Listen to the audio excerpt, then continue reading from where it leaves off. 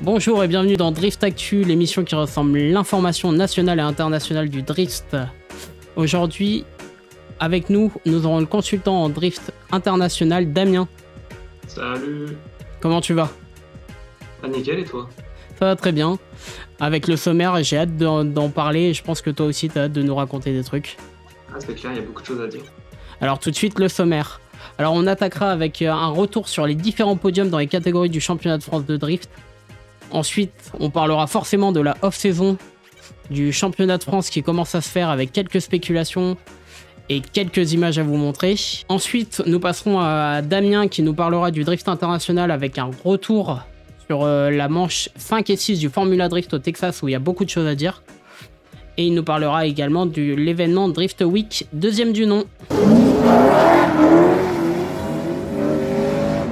Alors, on va commencer tout de suite par le retour des podiums sur les différentes catégories du championnat de France, où il y a eu pas mal de choses à vous dire, notamment en loisirs, qui s'est décidé au dernier moment, le podium.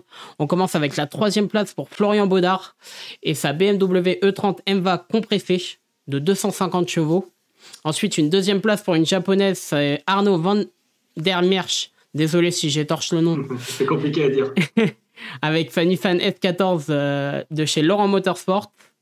Et le vainqueur de la catégorie n'est autre que Fabricio Pires, qui a une BMW E46 avec un S54 qui a une base de moteur très bonne pour la suite en pro de 350 chevaux. On retrouvera ces trois-là l'année prochaine en catégorie pro. On passe ensuite à la catégorie honorifique des pros, tout simplement parce que, en fait, dans le classement général, la catégorie pro et élite ne sont pas différenciées. Ils concourent tous les deux dans le même classement. Donc, 3e, nous retrouvons Victor Château, 20e au classement général. Et une plutôt belle 3e place avec sa BMW E36 Turbo, partagée avec Thomas Fouillade. Ensuite, nous retrouvons notre ami suisse Andrew Hirschi, 17e au classement général, qui a, avec sa S14 swappée 2JZ de chez Jacob Motorsport. Et le premier, non des moindres, avec une très belle 9e place au classement général, Pierre Cormier et sa BMW E30. Donc voilà, très belle 9e place, notamment de Pierre Cormier, totalement méritée. Très solide et très régulier. Donc, et ensuite, nous passons à la catégorie élite qui a été jouée jusqu'au dernier moment et qui aurait dû être jouée à Nogaro et on le regrette fortement. Parce que je pense que ça va laisser peut-être des... Enfin, chacun a son petit avis dessus. Donc, 3e, très solide 3e place pour Kevin Josu et sa BMW E30 avec un petit moteur américain à l'intérieur qu'on aime bien, le LS3.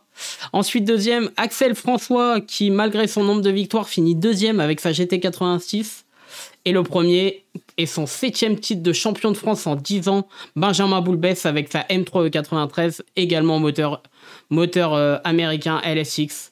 Donc voilà. La régularité qui paye. La régularité qui paye, et en tout cas, on a vécu une très belle saison avec des surprises et plein de belles choses. Et je tenais à remercier toute la Red Team et l'Orga et les pilotes également pour nous avoir fait vivre une super belle saison. Est-ce que tu veux rajouter un petit mot sur cette saison Non, mais comme ils l'ont dit, ça a été difficile pour tout le monde et c'est l'un des seuls championnats qui a pu tenir presque tous ses rounds. Donc ça, c'est super beau déjà. Et en tout cas, ça nous rend très fiers. C'est ça. Donc, maintenant, on a parlé du passé, parlons du futur. La off-saison, qui promet d'être très torride. Parce qu'il y a quelques mois, Antoine Amar avait fait part de quelques photos de son nouveau moteur, donc un RB, comme d'habitude, et il roulera encore en E13 en 2021. Mais apparemment, il y a quelques spécificités, et il nous en parle un peu plus en détail dans Inside Paddock numéro 2. Donc, l'interview qu'on a fait avec lui à Mérignac. Ensuite, a suivi Antoine Amar, Mathias Locatelli, le rookie de cette année pour moi, qui nous a fait part de son road trip en Pologne pour aller chercher sa nouvelle monture. Donc une E92 en fait, turbo, qui a un peu le démon et que je pense va être très bonne l'année prochaine. Notamment, il y a le teaser qui est disponible sur Instagram. Voilà. Après, on a eu des gens un peu plus discrets.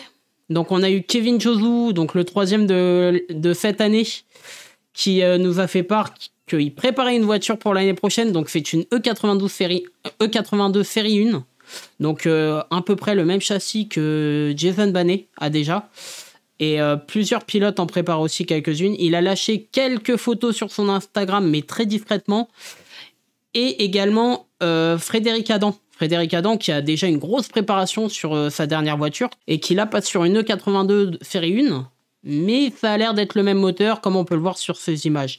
Encore 2 autres pilotes qui préparent l'année prochaine avec avance, mais leurs voitures seront sans doute prêtes connaissant les pilotes. Et après, concernant les autres pilotes, Pierre Cormier, donc la chère surprise de cette année, a confié dans son dernier post Facebook qu'il préparait une nouvelle voiture pour 2021. Et les rumeurs vont de bon train aussi pour le champion de France en titre Benjamin Boulbès. Et aussi Anthony Rocci, donc le 10e de cette année, qui dément pas comme quoi il changerait de voiture cette année. Mais en tout cas, l'intersaison promet d'être très intéressante.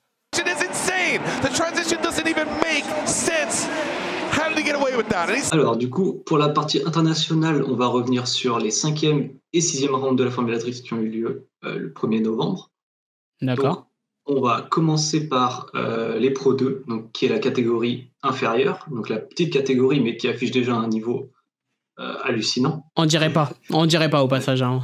Ouais, mais les prépas, c'est quelque chose. Faut le on voir. est aux États-Unis, quoi. Ah ouais, c'est sûr. C'est pas le même budget. Alors, juste sur l'écran, vous pouvez voir le podium des Pro 2. Donc, sur la 3e place, on retrouve Derek Madison. À la seconde, on retrouve Blake Olsen. Et à la première place, donc sur la première place du podium, on retrouve Jonathan Hurts, qui est franchement tellement régulier que il est bien parti pour remporter le championnat. Donc là, vous pouvez voir le classement général et donc Jonathan Hurts qui passe devant avec une certaine avance de points. Bon, c'est rattrapable, mais il me semble qu'il reste qu'un round. Il reste qu'un round de Pro 2, donc ça va être difficile d'aller le chercher. Un seul round, pourtant il reste 2 rounds encore en... Il reste un seul ou 2 rounds encore? Il reste que Irwindale, là. Ah, c'est bien ça, ouais. Et du coup, on a Dimitri Brutskli qui est pas loin derrière et qui peut peut-être aller le chercher. Donc là, ça va se battre vraiment au dernier round. Donc on verra ça. D'accord. Et maintenant, passons au Formula Drift, où il y a beaucoup de choses à dire pour le pro, parce que ça a été un double round assez du feu de Dieu, comme on dit, vu ce qui s'est passé.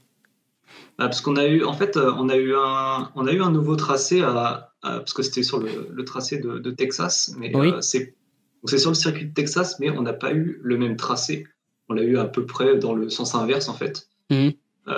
Et du coup, moi, je m'attendais à ce qu'on ait des battles un peu compliqués, comme c'était beaucoup de lignes droites.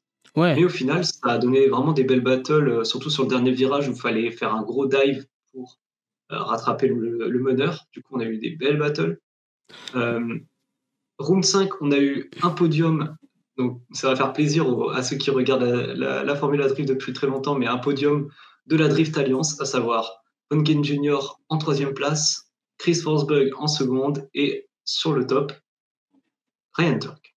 Et donc, encore une fois, Ryan Turk qui est là, quand il n'a pas de problème, il est toujours dans les podiums. C'est ça, là, avec la Corolla de Papadakis, ça va bien, ça roule bien. Du coup, round 6, rebelote, on a eu beaucoup de belles battles, surtout, je ne sais pas si tu auras l'image, mais je vais voir les images, t'inquiète pas, je vais les déposer. J'ai vu passer quelques posts Instagram parce que j'étais pas trop là le week-end où ça s'est passé, mais j'ai vu des belles choses. En top 4, Adam Elzy contre Chris Forsberg qui arrache son aile et qui fait des grosses flammes sur l'arrière de sa voiture.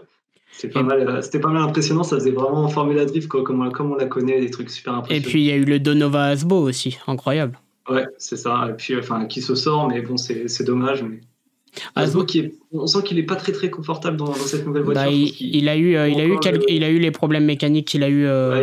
Il faut encore faire des petites modifs à droite à gauche. Voilà.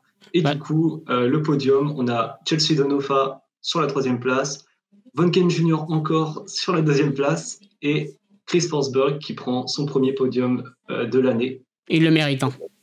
Et ouais, mais surtout, moi, ce que j'aimerais signifier, c'est Von Ken Jr. qui a fait 2 podiums, qui, au round d'avant à Seattle, a fait 2 premières places.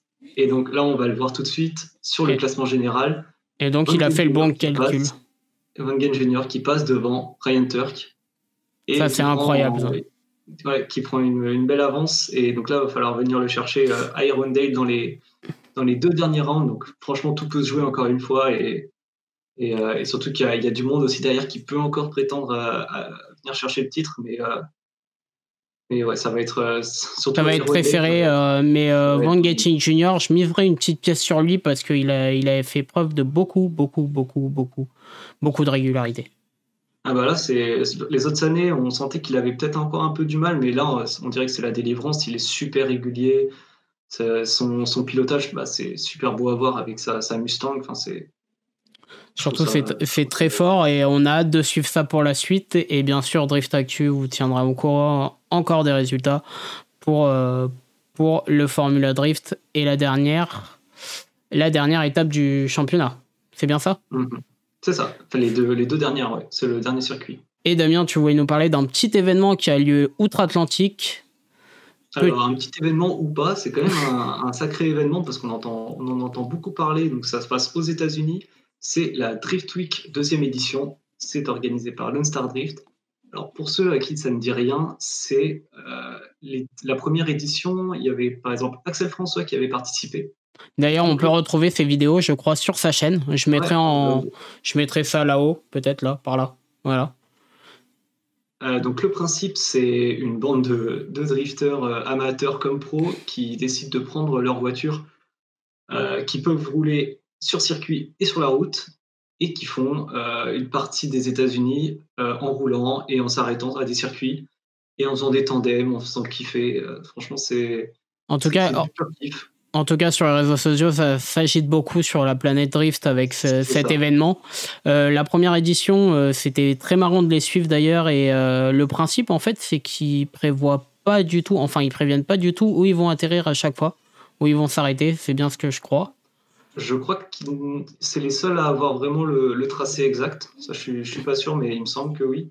Ils ont quelques dates où il y a du public qui peut venir, mais sinon, c'est assez privé comme truc. Et ça nous donne le droit à des belles images, que ça soit sur les réseaux sociaux ou YouTube. Donc voilà, merci beaucoup. C'est terminé pour le Drift Actu de cette semaine.